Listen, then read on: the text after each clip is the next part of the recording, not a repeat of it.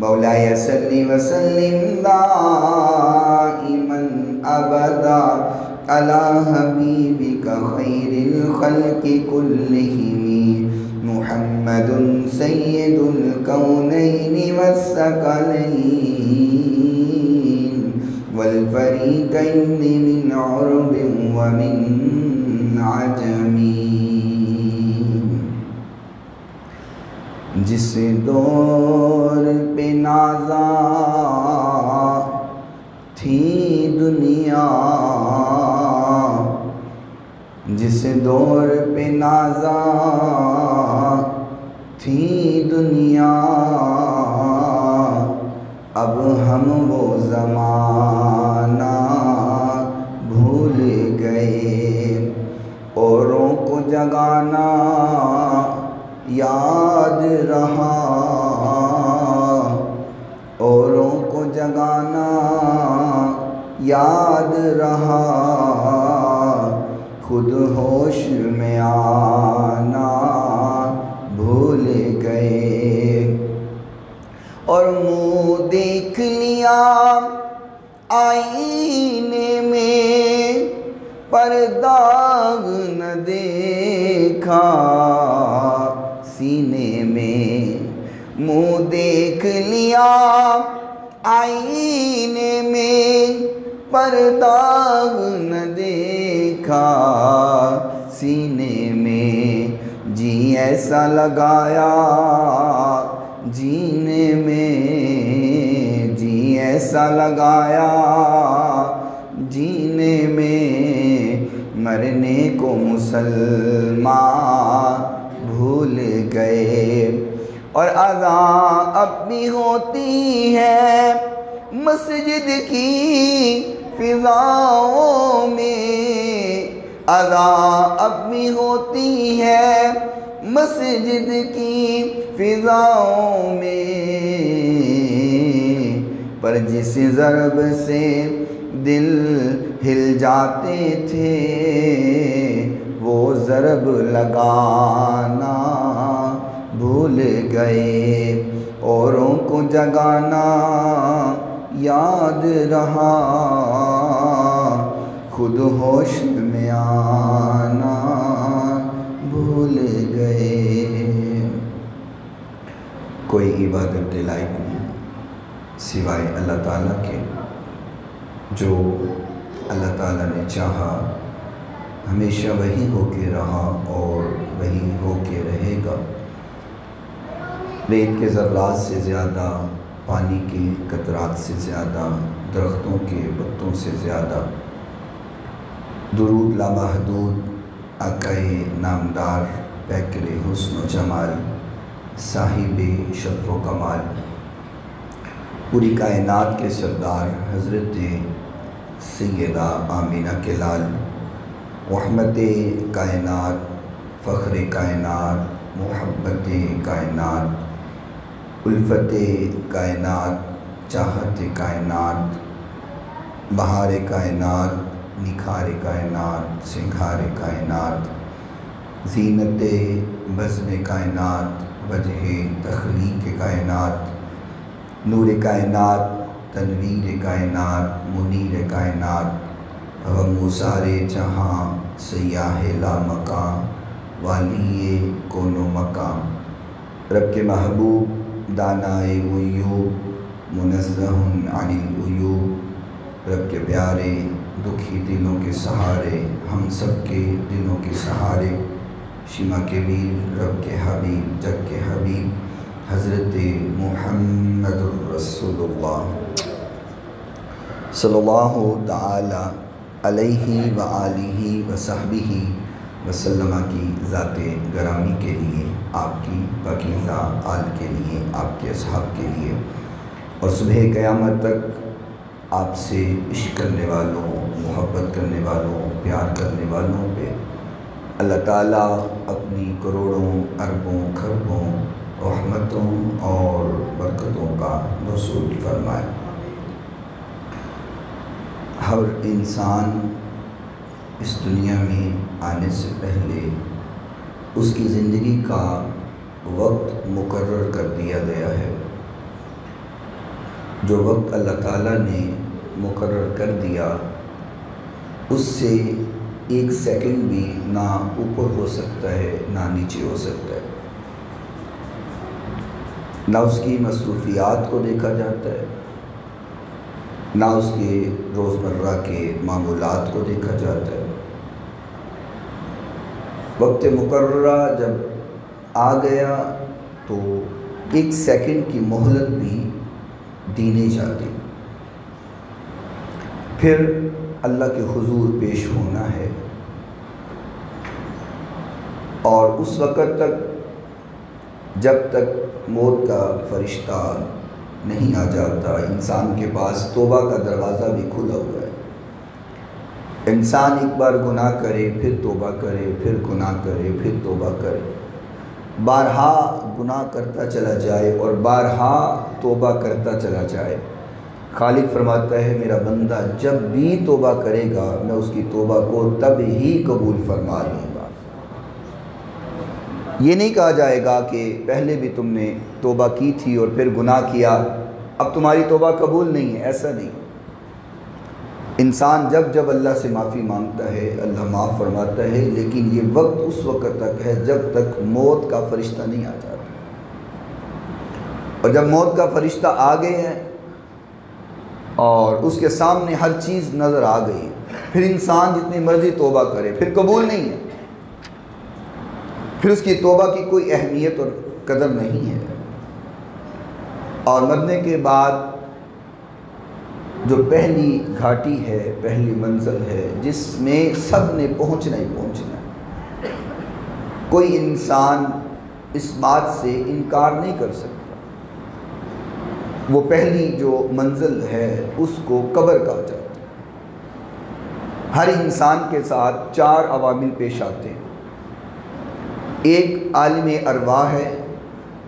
جو میں اور آپ گزار آئے ہیں، جہاں پہ اللہ تعالیٰ نے ساری روحوں کو بنایا اور ساری روحیں عالم ارواح میں موجود ہیں۔ عالم ارواح سے عالم دنیا ہے جس میں آج میں اور آپ ہیں، پھر اس کے بعد عالم برزخ ہے جو قبر کی زندگی ہے، اور پھر عالم حشر ہے، یعنی کہ 4 عوامل ہر انسان کے ساتھ پیش آنے ہی آنے ہیں۔ اللہ تعالیٰ نے قرآن مجید فرقان حمید میں سورہ تکاثر کے اندر انسان کی زندگی کا پورا نچوڑ اس کے سامنے رکھ دیا۔ فرمایا الہاکم التکاثر، انسان کو مال کثرت کی ہوس اور خواہش نے تباہ و برباد کر دیا۔ انسان اس بات پر تباہ ہو گیا ہے کہ مال، پیسہ، دولت، صرف اس کو اکٹھا کرنے میں شب و روز لگا ہوا ہے۔ الہاکم التکاثر، انسان کو تباہ کر دیا مال کثرت کی خواہش نے، اور اس قدر انسان مال کے اندر مال کو اکٹھا کرنے میں مگن ہے، لگا ہوا ہے۔ صبح و شام ایک ہی فکر ہے کہ 1000 کو لاکھ بنا دوں، لاکھ کو کروڑ بنا دوں، کروڑ کو ارب بنا دوں۔ اس خواہش میں 1 گھر ہے تو 2 بنا لوں، 2 ہے تو 3 بنا لوں، 3 ہے تو 4 بنا لوں۔ گاڑی چھوٹی ہے تو بڑی آ جانی چاہیے، پھر اس سے بڑی، پھر اس سے بڑی۔ حضور نبی کریم صلی اللہ علیہ وسلم نے فرمایا انسان اس قدر حریص ہے اس معاملہ میں کہ اگر اس کو ایک پورے سونے کی وادی بھی دے دی جائے، وادی کہا جاتا ہے 2 پہاڑوں کے درمیان میں جو جگہ ہوتی ہے، تو میں انسان کو وہ ایک سونے کی وادی دے دی جائے نا تو وہ اس پہ خوش نہیں ہوگا، بلکہ کہے گا 1 وادی اور ہونی چاہیے۔ اس کو 2 مل جائے تو خوش پھر بھی نہیں رہے گا، وہ کہے گا نہیں 3 ہونی چاہیے، 1 اور وادی ہونی چاہیے۔ انسان کی حوث اور حرص ختم نہیں ہوتی۔ فرمایا الہاکم التکاثر، انسان کو برباد کر دیا اس کے یہ مال کثرت سے اکٹھا کرنے کی خواہش نے، کہ ساری زندگی وہ مال کو اکٹھا کرنے لگا ہے، مال، دولت، پیسہ، جائیداد۔ قرآن کہتا ہے کرتے کرتے حتیٰ زرتم المقابر، حتیٰ کہ انہوں نے قبروں کا منہ دیکھ لیا۔ یہ قرآن کا فیصلہ ہے، قرآن کہہ رہا ہے کہ قبر میں آنے سے پہلے تک ان کی ہوس ختم نہیں ہو رہی، ان کی مال کو اکٹھا کرنے کی خواہش ختم نہیں ہو رہی، حتیٰ زرتم المقابر، حتیٰ کہ قبروں کا منہ دیکھ لیا، قبروں میں پہنچ گئے۔ انسان کے لیے جو پہلی گھاٹی ہے وہ قبر ہے۔ فرمایا کہ جو اس پہلی گھاٹی میں کامیاب ہو گیا اس کی پھر حشر کی منازل بھی کامیاب ہے، اور جو اس میں پکڑا گیا تو پھر اگلی منزلیں بہت مشکل۔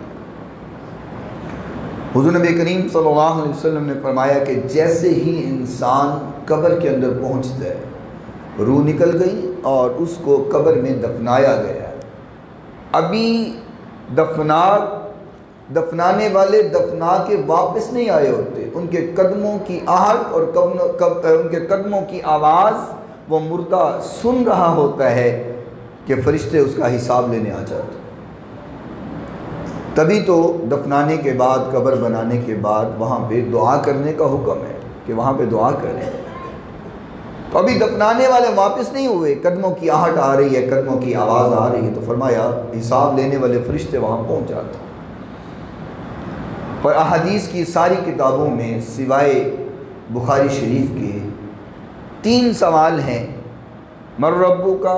من نبیک، ما دینک۔ تیرا رب کون ہے، تیرا نبی کون ہے، اور تیرا دین کون سا ہے؟ اب ساری زندگی اگر تو اللہ اور اس کے رسول کے حکم کے مطابق گزاری ہوگی اور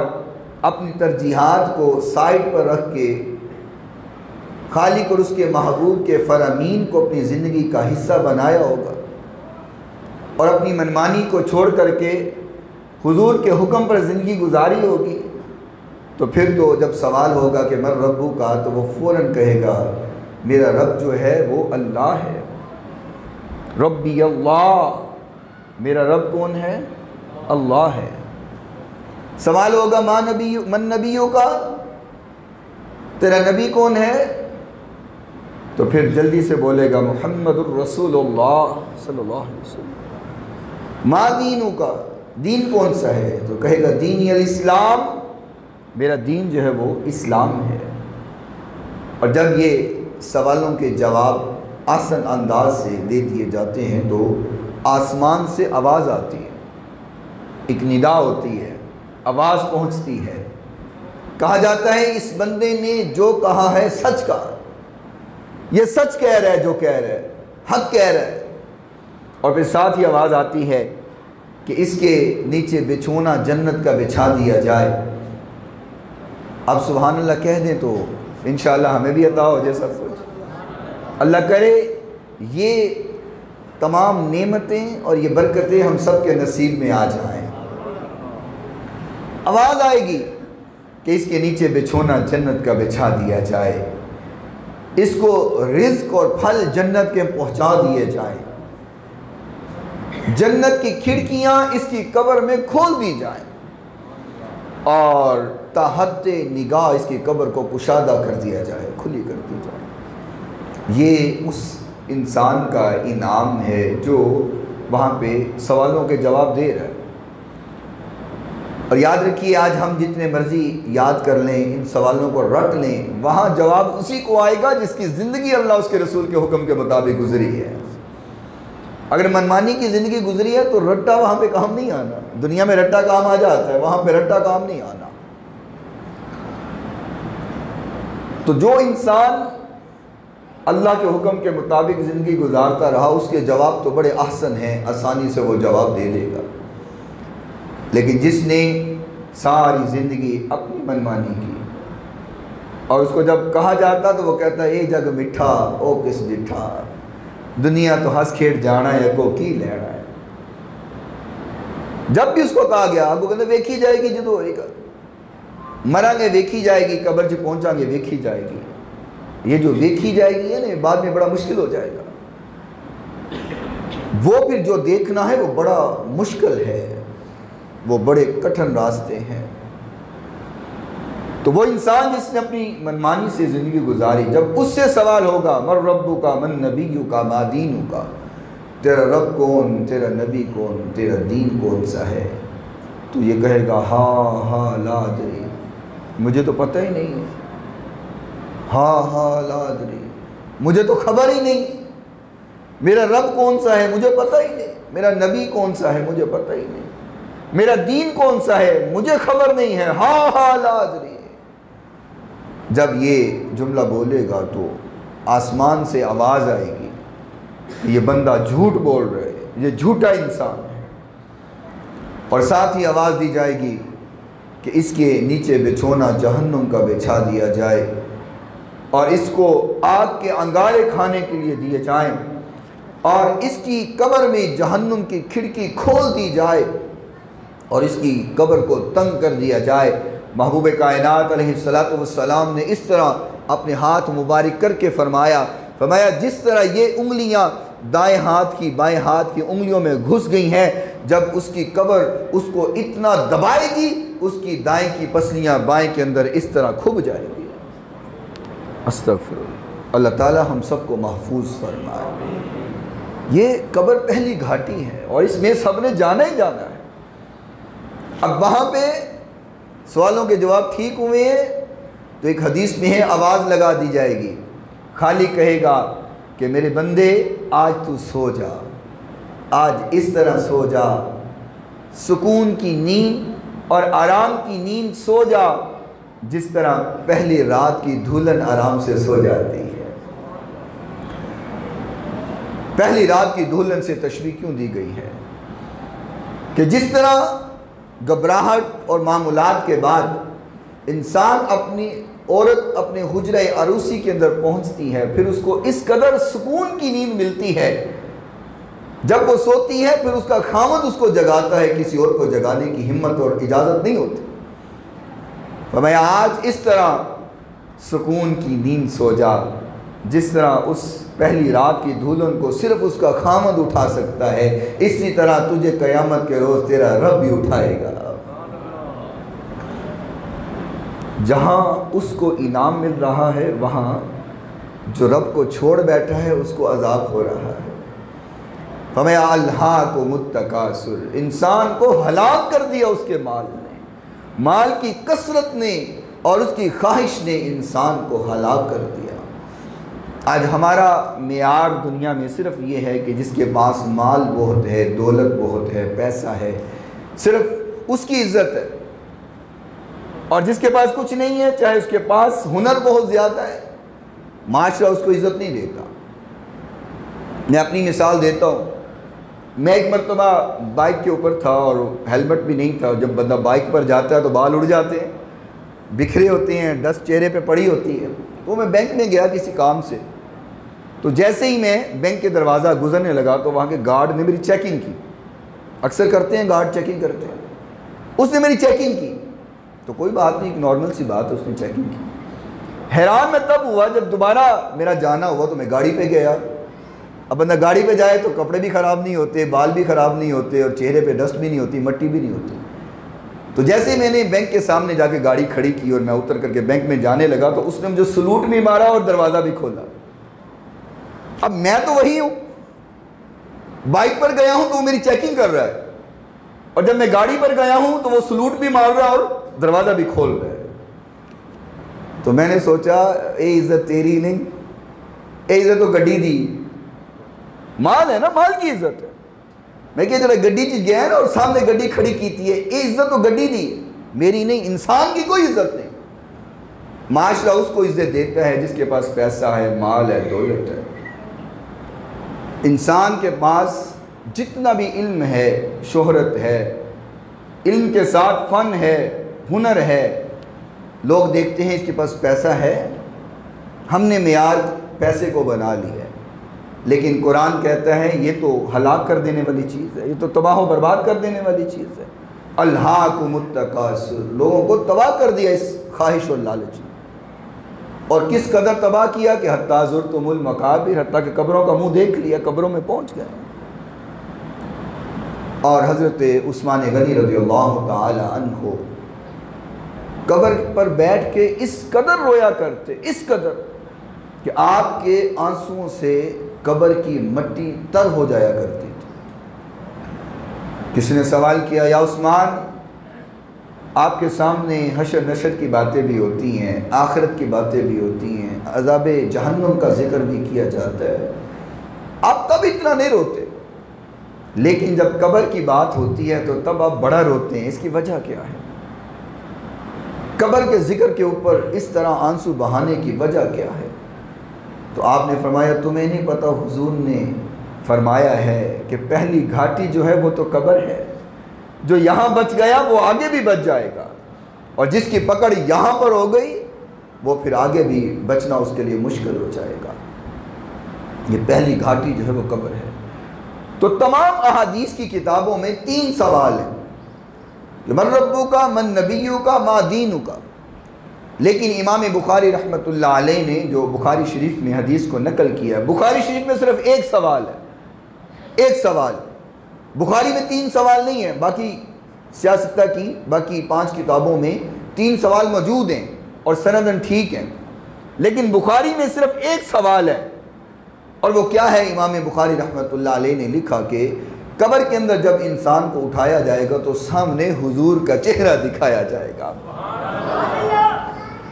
اور چہرہ حضور کا دکھا کر کے پوچھا جائے گا ما کنت تقول فی ھذا الرجل،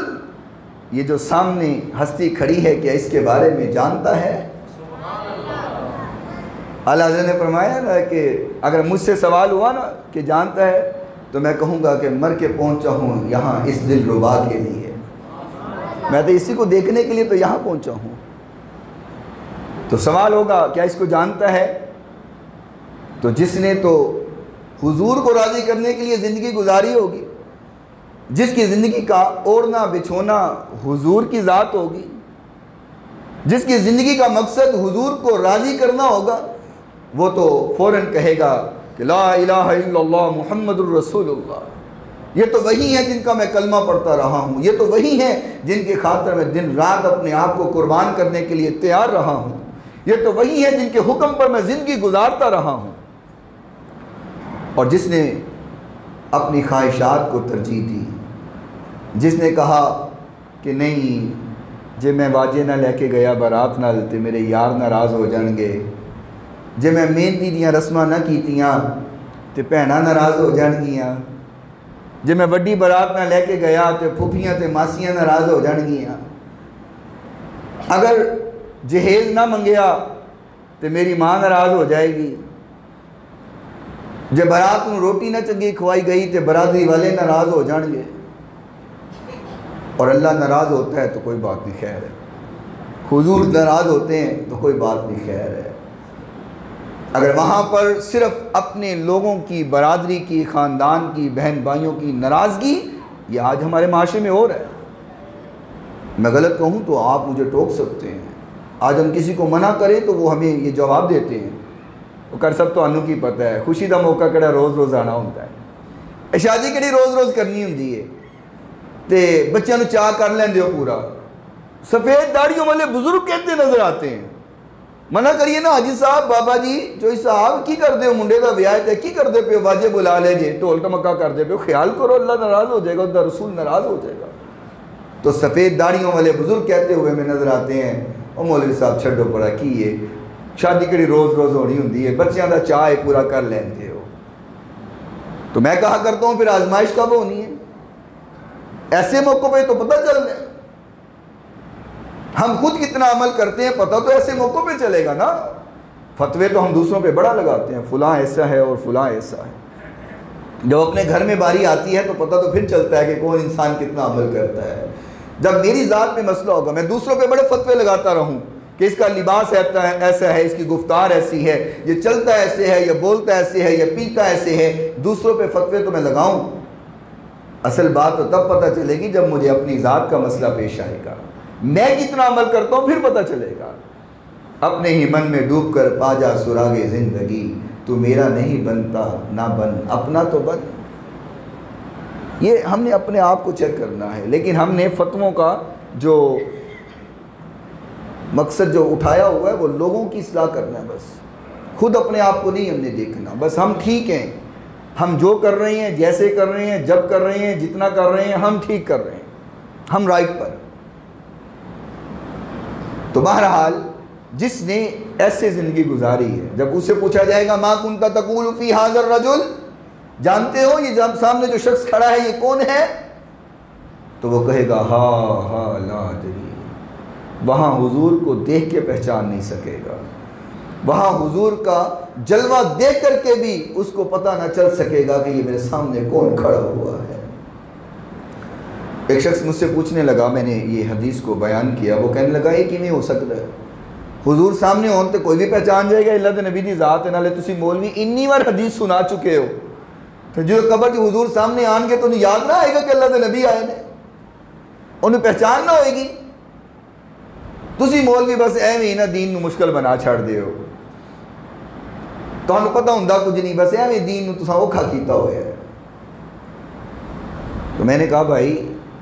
تم اب کہہ رہے ہو کہ قبر کے اندر سامنے حضور آئیں گے تو وہ نہیں پہچان سکے گا، کیسے ہوگا؟ میں نے کہا ابو جہل کے سامنے حضور نہیں تھے،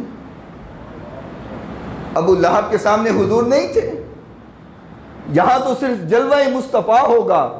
وہاں تو حضور نے انگلی کے اشارے سے چاند کے 2 ٹکڑے کر کے نہیں دکھایا تھا،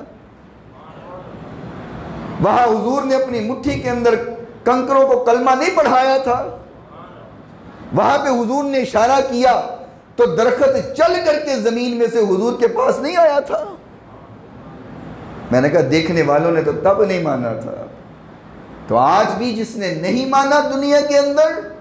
اپنی اس زندگی کے اندر نہیں مانا، وہ قبر کے اندر بھی حضور کو پہچان نہیں سکے گا۔ آج ہم نے زندگی حضور کے حکم کے مطابق گزارنی ہے، گزاریں گے تو پھر کامیابی ہے۔ دین پہ چلنا مشکل نہیں ہے، صرف ہماری سائیکی ہے، سوچ ہے، ہم نے اپنی سوچ میں یہ سمجھ لیا ہے کہ دین پہ چلنا بڑا مشکل ہے، دین پر عمل کرنا بڑا مشکل ہے، اپنی زندگی دین کے مطابق گزارنا بہت مشکل ہے، یہ ہم نے ذہن میں بٹھا لیا، تصور کر لیا کہ بڑا مشکل ہے باجی، بڑا اوکھا ہے۔ انسان کی یہ فطرت ہے، اللہ تعالیٰ نے انسان کو یہ طاقت دی ہے کہ جس چیز کی وہ خواہش کرے وہ کر لیتا ہے۔ آپ آج ٹھان لیں کہ میں نے اپنا گھر بنانا ہے تو ایک وقت آئے گا آپ گھر بنا لیں گے، کیونکہ انسان جو سوچتا ہے پھر اس کی کوشش کرتا ہے، اور جس کی کوشش کرتا ہے پھر اللہ اپنے بندے کی اس میں مدد کرتا ہے، اور جو انسان کوشش نہ کرے اور اس کے بارے میں سوچے ہی نہ تو پھر اللہ کی مدد کیسے آئے گی؟ تو انسان آج ہمارے اس معاشرے کے اندر یہ المیہ بنا دیا گیا ہے۔ اگر کسی کو نماز کے لیے کہنا کہ بھائی نماز پڑھنے کے لیے آئیں تو خیر سے ہمارے نوجوانوں کے پاس ایک معقول بہانہ ہوتا ہے، بھائی نماز پڑھو، جی میرے پہلے تو کہیں گے تسی چلو میں آیا، کیوں جی ایسے ہوتا ہے نا، جو بزرگ گزرتے گزرتے دعوت دے دیں کہ بھائی نماز کا ٹائم ہو گیا آجو نماز پڑھو، تو پہلا جواب ہوتا ہے تسی چلو میں آیا۔ تو اگر اس کو کہا جائے کہ نہیں بھی تم نہیں آتے پیچھے، مجھے پتہ ہے تمہیں بارہا دعوت دی ہے، تم پیچھے نہیں آتے تو تمہیں ساتھ لے کے جاؤں گا، تو اگلا بہانہ ہوتا ہے جی میرے کپڑے نہیں صاف، کیوں جی میرے کپڑے نہیں پاک، میرے کپڑے صاف نہیں۔ تو مجھے اگر کوئی یہ جواب دے کہ میرے کپڑے نہیں صاف تو پھر میں اس کو کہا کرتا ہوں کہ شرم کر، تو پلید بیٹھا ہوا ہے، کیوں جی اگر کپڑے نہیں صاف پلید ہیں تو پلید کپڑوں کے ساتھ بیٹھا ہوا ہے۔ مومن کو تو یہ زیب بھی نہیں دیتا، مومن کو تو ہمیشہ پاک رہنا چاہیے، پلید کپڑوں کے ساتھ تو نہیں رہنا چاہیے۔ تو پھر آگے سے عذر ہوتا ہے نہیں وہ اصل میں نہ ہوتا ہی ہے کہ ہم بائک پہ آ رہے ہیں، رستے میں آ رہے ہیں، کوئی چھینٹے چھوٹے پڑ جاتی ہیں کپڑوں کے اوپر، تو وہ ہمیں شک ہے، یقین نہیں کہ ہمارے کپڑے جو صاف ہیں پاک ہیں۔ تو اس کا حل موجود ہے کہ آپ وضو کریں، اور وضو کر کے جہاں پہ آپ کو شک ہے کہ وہاں چھینٹیں پڑی ہو سکتی ہیں تو آپ وہاں پہ 3 چھینٹیں مار لیں، نماز ادا کریں۔ شک ہے نا، یقین ہے تو اس کو دھو لیں، شک کی بنیاد ہے وضو کر کے 3 چھینٹیں ماریں، آپ کے کپڑے پاک ہیں، آپ نماز پڑھیں تو صحیح۔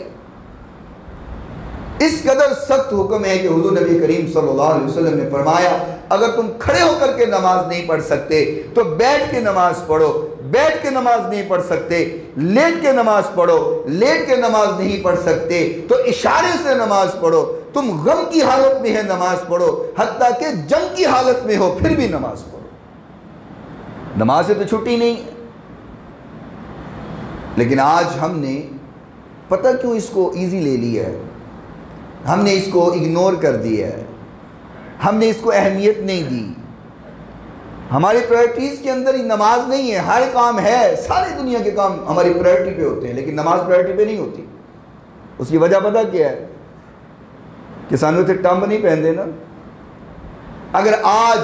اللہ ایک فرشتہ مقرر کر دے، میں ایک سر کی مثال دیتا ہوں، آج فرشتہ اللہ ایک مقرر کر دے اور وہ ہمارے کندھے کے پاس کھڑا ہو، نماز کا ٹائم ہو اور بندہ نہ اٹھے نماز کے لیے، فرشتہ لائے دڑم ہوندی کمر دے وچ ایک، کیوں جی؟ اللہ اس پہ قادر ہے کہ نہیں؟ بولے نا یار، اللہ قادر ہے نا۔ اللہ فرشتے کو مقرر کرے، وہ کندھے کے پاس کھڑا ہو جائے، بندہ لگے جھوٹ بولنے،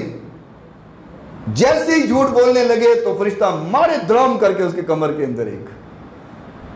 بندہ لگے چوری کرنے تو فرشتہ لائے اس کی کھتی چیک، کیوں جی؟ اللہ قادر، اللہ کر سکتا ہے، اللہ کی قدرت میں ہے، اللہ فرشتے کو مقرر کر سکتا ہے، لیکن ہم اللہ کا شکر ادا نہ کریں کہ اللہ نے ایسا نہیں کیا، کیوں جی؟ اللہ نے ایسا نہیں کیا۔ نماز کا وقت گزر رہا ہوتا، بندہ بیٹھا دکان کے اوپر، فرشتہ آتا اس کے پورے سامان کو جلا کے چلا جاتا، کیا اللہ اس پر قادر نہیں تھا؟ لیکن اللہ نے ایسا نہیں کیا، اللہ نے مہلت دی ہے، چلو کوئی نہیں، بندہ اب توبہ کر لے، اب توبہ کر لے، اب توبہ کر لے، مرتے دم تک اور آخری لمحے تک اللہ تعالیٰ نے توبہ کا موقع دیا ہوا ہے کہ میرا بندہ اب توبہ کر لے، اب معافی مانگ لے۔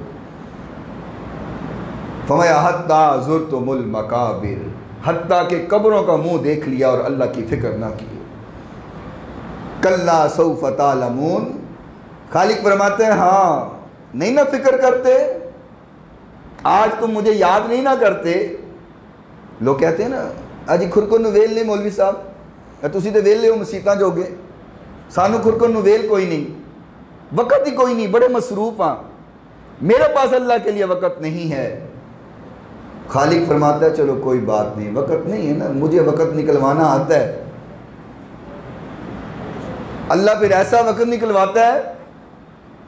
کہ چار پائی پہ جب پڑا ہوتا ہے نا ہسپتال کے اندر، تو پھر تو وقت نکلتا ہے کہ نہیں نکلتا؟ یہاں سے بندہ کہہ کے نکلے نہیں نہیں نہیں میرے پاس وقت کوئی نہیں، سر خود کو نویل کوئی نہیں، بڑی مصروفیت ہے، رستے میں گیا ایکسیڈنٹ ہوا، اللہ سب کو محفوظ فرمائے، میں صرف ایگزامپل دے رہا ہوں، مثال دے رہا ہوں سمجھانے کے لیے۔ بندہ گھر سے نکلا، پلان کیا ہوا ہے، آج فلاں کام کرنا ہے،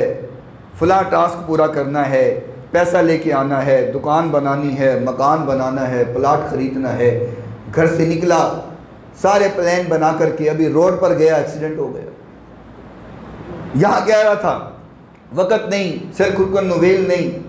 جب ایکسیڈنٹ ہوا ہسپتال میں پڑا ہوا ہے، 24 گھنٹے اب چارپائی پہ لیٹا ہوا ہے، وقت نکلا کہ نہ نکلا؟ اس سے پہلے کہ خالق وقت نکلوائے، ہمیں خود وقت اللہ کے لیے نکالنا چاہیے۔ پھر بڑے مشکل کہتے ہیں نا پنجابی کے اندر بڑے اوکھے پینڈے ہوندے نے، پھر بڑے اوکھے پینڈے، چارپائی پہ لیٹا، پھر وہ تکلیف کے جو مراحل ہوتے ہیں بڑے مشکل ہوتے ہیں، پھر انسان اللہ کو یاد کرتا ہے، یا اللہ مجھے شفا دے، اللہ مجھے صحت دے، تو خالق بھی کہتا ہوگا ہوں جو یاد آئی تو پہلے یاد کر لیندہ، پہلے یاد کیتا ہوں ایتھے تک تو پہنچنا ہی نہ، اللہ کو یاد کیا ہوتا ہے یہاں تک تو نہ پہنچتا۔ اللہ فرماتا ہے کَلَّا سَوْفَ تَعْلَمُونَ، نہیں نہ تو جانتا تو جان لے گا، تینوں پتہ لگ جائے گا، پھر وقت بھی نکل آئے گا۔ کَلَّا سَوْفَ تَعْلَمُونَ، بہت جلد تو جانے گا، ان قریب ہے کہ تو جان جائے گا۔ ثُمَّ کَلَّا سَوْفَ تَعْلَمُونَ، کہا پھر اللہ نے یہ کہا کہ تو جان جائے گا، تجھے خبر ہو جائے گی، تجھے پتہ چل جائے گا، جس چیز سے تو آج غافل ہے تجھے علم ہو جائے گا،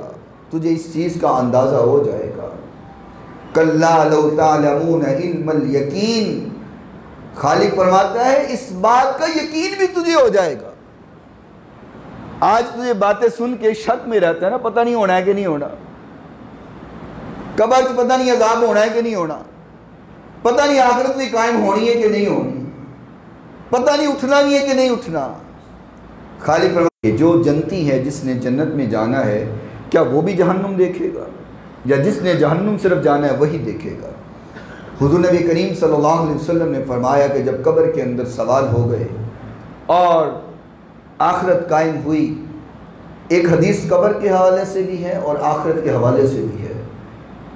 کہ جب اس کو عذاب دیا جانے لگے گا